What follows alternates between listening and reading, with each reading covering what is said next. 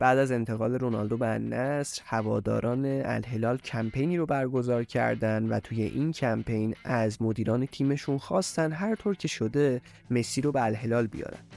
شاید این کمپین اون زمان مضحک به نظر می رسید، ولی با نزدیک شدن به آخرای فصل و تموم شدن قرارداد مسی با پاریس سن ژرمن، همچنین نشست‌های مختلفی که مدیران الهلال با ایجنت مسی داشته، این شایعه داره به واقعیت نزدیک میشه. توی این ویدیو قراره به بررسی جوانب مختلف این انتقال بپردازیم. روزنامه مارکا مدعی شد که سران دولت عربستان خوشبین هستند که لیونل مسی راهی الهلال میشه. در شرایطی که هنوز وضعیت لیونل مسی برای فصل بعد نامشخصه، روزنامه مارکا مدعی شده که مدیران ورزشی و سیاسی عربستان به جذب فوق ستاره آرژانتینی امیدوارند و گذر زمان هم روز به روز این امیدها رو به حضور کاپیتان آرژانتین در خاورمیانه افزایش داده.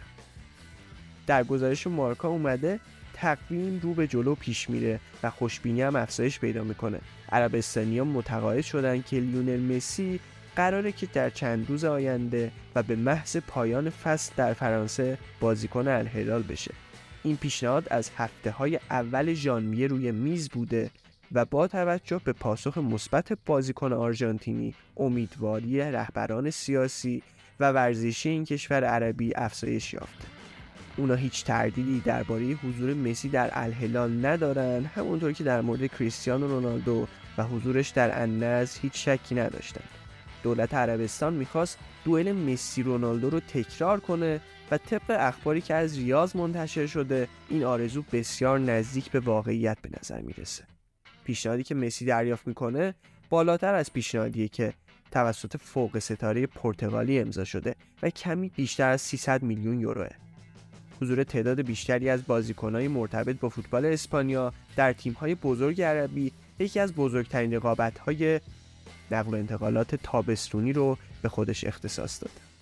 بوسکتس، جوردی آلبا، ناچو، بنزما، مودریچ و حتی آلوارو موراتا از جمله نام‌هایی بودند که در هفته‌های اخیر به تیم‌های عربی لینک شدند، اما همگی اونا نسبت به حضور مسی در عربستان در اولویت دوم قرار دارند.